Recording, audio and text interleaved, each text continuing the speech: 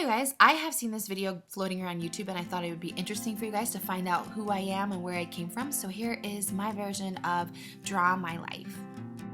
So I will start off with sharing with you guys my family. So there's my dad and my mom. I have an older brother named Jerry, and then there's me, I'm the second oldest. And then I have two younger sisters, Mindy and Marcy. So there's 4 kids and 2 parents. So I was born on March 7th in Salt Lake City, Utah, I believe, and it was a pretty good wintry day. And my dad is originally from Salt Lake City, Utah, but my mom is actually from Bangkok, Thailand, and she moved to the United States when she was in her mid-20s. And my parents met when they were both in Chicago, so that's kind of a random fact. Anyway, when I was 4 years old, my family moved from Salt Lake City, Utah, to the Middle East, to the country of Saudi Arabia. I went to an international school over there. This is the name of my school, SAIS. And while it was so fascinating because everybody was from all over the world, it was also really hard because there weren't a lot of Christian children. So a lot of times we'd be made fun of because we were told we were going to hell and that sort of thing because we were Christian. It was pretty hard. Luckily, I had my family and we were really close and we spent a lot of time traveling together, and those are some of my favorite memories growing up. We would always just fly from the USA to Saudi Arabia to Thailand to visit my mom's family, and it was such an incredible thing to see so many different parts of the world. When I was 4, my mom signed me up for piano lessons, and sorry about my crappy version of a piano, but I had a teacher named Miss Mosley, and she was incredible at piano, and I became obsessed with music and obsessed with the piano, and I don't think she even knows to this day how much she made an impact in my life. When I was 11, my parents decided to move back to Utah because they wanted to build a home and kind of make us more Americanized because we had never lived in the United States. So I was so excited to finally live America and be an American. So I went to school, and unfortunately it was really, really hard for me. It was a hard transition. I didn't really understand like American currency. I didn't even know what a quarter was, a dime, and that sort of thing. And I had no friends and didn't really fit in and that sort of thing. Luckily, I have an incredible dad, and he got me into sports. And so I would always play basketball with them on the basketball hoop in front of our house. And I signed up for basketball and soccer and softball and tons of sports. Since I really didn't have a lot of friends, I'd spend a lot of time singing and playing the piano and that sort of thing.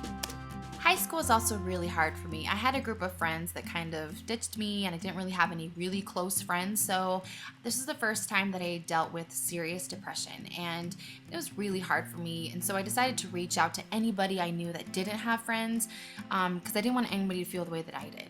So to make myself happier, I just got super involved in school. So I did a ton of theater, plays, musicals, that sort of thing. I also was a class officer, and I did choir, and I also did the TV production class at school, which also helped me later on in college and with what I'm doing right now on YouTube. So I'm thankful for that time. It was pretty hard, but it was a good time. And it meant so much to me because I was voted homecoming queen my senior year, and it just meant a lot to me that people actually knew who I was because I worked so hard. At the end of high school, I was offered multiple scholarships for theater, but I turned them all down and decided to go to the University of Utah and to study broadcast journalism. So that was awesome. And while I was in college, I got so involved with everything. I was in Chi Omega, I did student government, and I finally felt like I met people who understood me and loved me for who I was. And to this day, some of my very best friends in the world are friends that I met when I was in college. One summer when I was in college, I was able to do a study abroad in Oviedo, España, in Spain, and it was such an incredible experience, immersing myself completely in the culture. I lived with a woman named Berta and her daughter Sara, and I just had amazing food, met amazing people, and I just loved traveling. 2006 was a huge year in my life. I had my heart broken. I was going to get married, I thought, but didn't. So I was pretty sad, and I was confused about what to do after I graduated. I graduated on Cinco de Mayo in 2006. So I was confused about what to do with my life, and I was applying for internships all over the world and just trying to figure out what I needed to do now that I was graduated. So I kind of had a bucket list of places that I wanted to go to, and I was able to travel to some of the coolest places in the world with some of my best friends. So New York, DC, London, Rome, Paris, California, Vegas. We did tons of fun things that summer. It was awesome. So that summer I did tons of praying and thinking and trying to figure out where I was supposed to be in my life. And I finally got my answer after months and months of questioning it, and I decided that I needed to go on a mission for my church. For those of you that don't know, I'm a member of the Church of Jesus Christ of Latter-day Saints, and we don't have to go on missions, and we're not paid to go on missions, and we don't choose where we go on a mission. And so I was going to serve on a mission for 18 months in Ukraine. They called me to serve there, and I was going to learn the Russian language. I was pretty excited about that. I fell in love with Ukraine and with the people, and this is supposed to be a church, but basically I spent 18 months teaching people about our church and what we believe in and what makes us happy, and serving people in any way that we possibly could.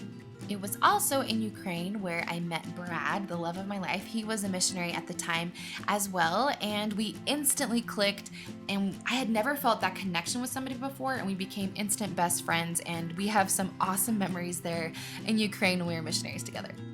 In 2008, we both returned home from Ukraine at different times, but we were dating for only 6 weeks when Brad proposed to me. He took me up to the beautiful mountains here in Utah, and there was this beautiful lake called Secret Lake, and it's our lake. That's where we got engaged, and it was incredible.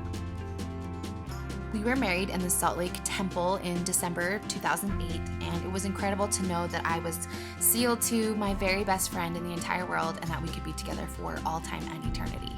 So after we got married, my husband was attending Brigham Young University, or they call it the Y, here in Utah, and it is in a little city called Provo, and it's about half an hour, 45 minutes away from a lot of my friends, so it was kind of hard for me. I didn't make any friends. I didn't really like it down there. It was kind of like a little bubble that I didn't want to be a part of. At the same time, I was working at my mom's Thai restaurant that she had opened when I was on my mission, and I helped her run it, and it was really fun, and I decided I didn't want to do broadcast journalism because I wanted to have a family and be normal and that sort of thing.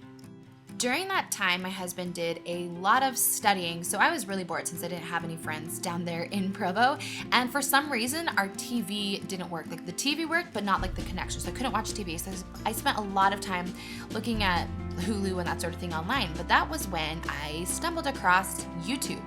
And I fell in love instantly and started watching all the time, watching makeup tutorials, watching just anything random I could find on YouTube. It was so addicting, and I fell in love and wanted to be a part of it somehow, but didn't really know exactly how I could fit in.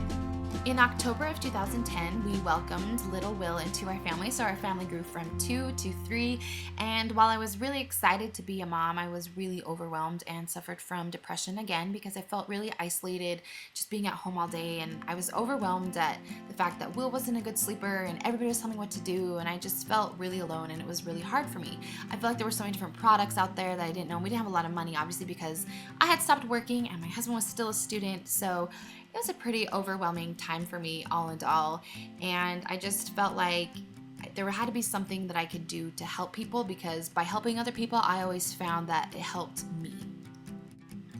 It was then that I realized that I needed to start a YouTube channel for moms who felt exactly the way that I did, for moms who felt completely confused and lost and overwhelmed and alone by all the pressures that they get from being a mom. So I started I'm a Mommy of One, and obviously I'm not anymore, I'm a Mommy of Two, but it was actually kind of hard starting out. I felt like nobody really supported me, and people were kind of rude on comments and that sort of thing, and I just wanted to quit so many different times and just not put myself out there because it was always kind of scary and overwhelming.